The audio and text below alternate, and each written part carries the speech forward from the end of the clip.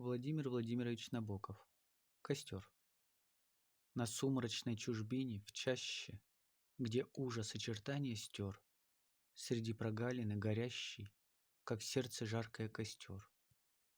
Вокруг синеющие тени, и сквозь летающую сеть теней и рдяных отражений склоненных лиц не разглядеть. Но, отгоняя сумрак жадный, вот песня вспыхнула в тиши: «Гори, гори, костер отрадный, шинели наши осуши». И снова всколыхнулись плечи, и снова полнозвучный взмах, кипят воинственные речи, и слезы светятся в глазах. Зверье, блуждающее в чащах, лесные духи и ветра бегут от этих глаз горящих и от поющего костра. Зато с каким благоговением, с какой верой в трудный путь, утешен пламенем и пением, подходит странник отдохнуть.